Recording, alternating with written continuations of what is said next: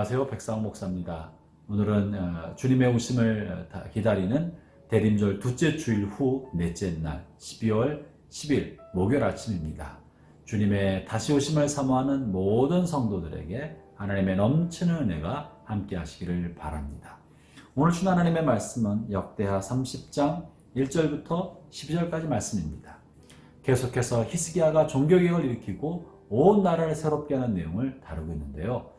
언급한 것처럼 히스기야는 피폐한 나라, 몰락하고 있는 나라를 물려받았습니다. 히스기야가 왕으로 등극하자마자 이 몰락하려는 피폐한 현실 속에서 그가 가장 중요하게 택했던 것은 하나님 중심주의의 신앙이었습니다. 그리고 예배 우선주의를 그의 국정 철학의 첫 번째 기초로 삼았던 것입니다. 그래서 그는 성전을 정화하고 깨끗하게 하고 성전 예배를 회복시켰고 또 이것을 위하여 방백들과 함께 먼저 번제와 속죄 제사를 제일 먼저 드렸습니다. 그것이 어제까지 살펴본 본문의 내용이었습니다. 이렇게 성전 중심의 예배를 회복한 히스기야가 그 다음 행보를 계속 이어가고 있는데요. 오늘 본문은 굉장히 놀라운 이야기를 다루고 있습니다. 그것은 하나님 중심주의의 이런 신앙의 모습을 자신이 다스리는 유다 영토 안에만 제한시키지 않고 북왕국 이스라엘까지 북쪽에 있는 10개 지파까지 확장시켜서 그들도 하나님 중심주의의 신앙으로 돌아오도록 요청하고 또 촉구하고 전파하고 있다는 사실입니다. 본문 1절을 제가 읽어보겠습니다. 히스기야가 온 이스라엘과 유다의 사람을 보내고 또 에브라임과 므낫세에 편지를 보내어 예루살렘 여호와의 전에 와서 이스라엘 하나님 여호와를 위하여 유월절을 지키라 하니라. 유월절을 지키도록 요청합니다. 유월절은 어떤 절기입니까? 그것은 이스라엘 백성이 애굽의 종노릇하고 있을 때 하나님께서 모세를 보내서 노예살이하고 있던 그들을 건져내어 하나님 백성 삼아준 날입니다. 그들의 죄값으로 죽어마땅한 그들의 생명값을 대신하여 양이 피를 흘리고 양이 대신 죽음으로 심판의 사자를 벗어나게 만들어 하나님의 자녀가 되게 만들어 주었던 절기가 유월절이고, 그래서 유월절은 예수님의 십자가의 죽음을 의미하고 우리가 구원받은 구원의 감격, 구원의 절기를 의미하는 절기가 바로 유월절입니다. 그래서 히스기야는 지금 하나님을 떠나 우상 숭배에 빠졌던 유다와 또 북왕국 북이스라엘까지 온 이스라엘 민족 공동체가 다시 구원의 신앙, 복음의 신앙, 새 생명의 신앙, 하나님 중심주의의 신앙으로 돌아오도록 요청하고 있는 거예요. 오늘 본문 6절, 7절을 읽어보겠습니다. 매우 중요한 내용을 다루고 있는데요.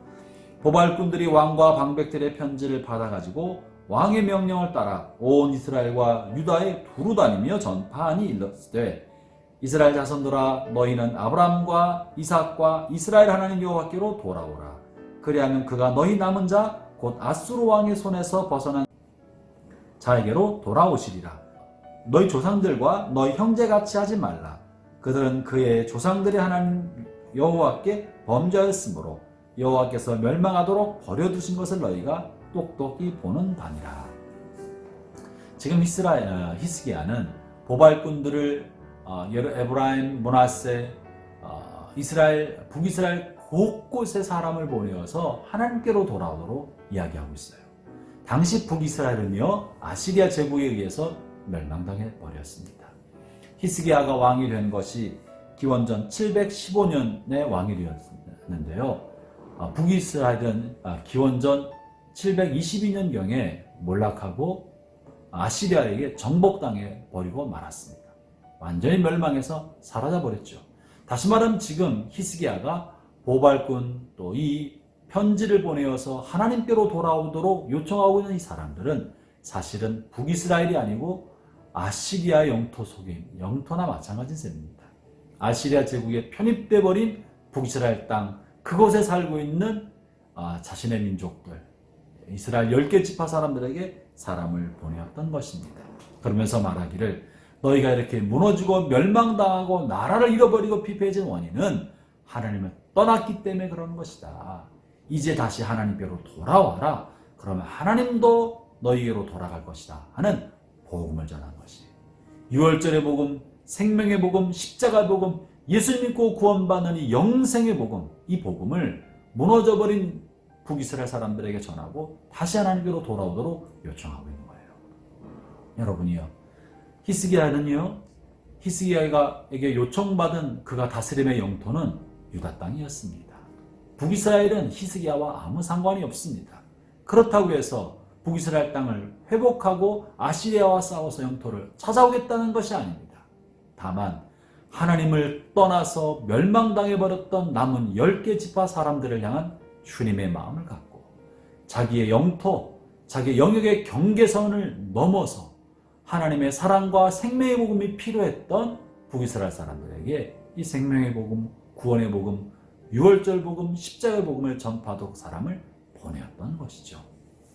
형제자매 여러분, 우리가 하나님을 섬기는 우리의 섬김과 하나님만 우리의 예배도 나의 삶의 영역을 넘어서야 할 것입니다. 내가 책임 맡은 영역, 그 영역의 경계선을 넘어서서 하나님의 사랑과 하나님의 회복과 구원의 은총이 필요한 사람들에게 이 이야기를 나누어 주어야 할 것입니다. 히스기야는 놀라운 종교개혁을 하면서 자기가 속한 영역뿐만 아니라 잃어버린, 그렇기 때문에 하나님의 사랑과 은혜가 절실히 필요한 북쪽에 있는 지파 사람들에게도 이 생명의 복음을 전파했습니다. 오늘 본문에 보면 그 사람들로부터 많이 비웃음을 받았다고 하고 있습니다. 그럼에도 불구하고 북이스라엘 사람들이 돌아오도록 그는 촉구하고 있고 복음을 전하였던 것입니다.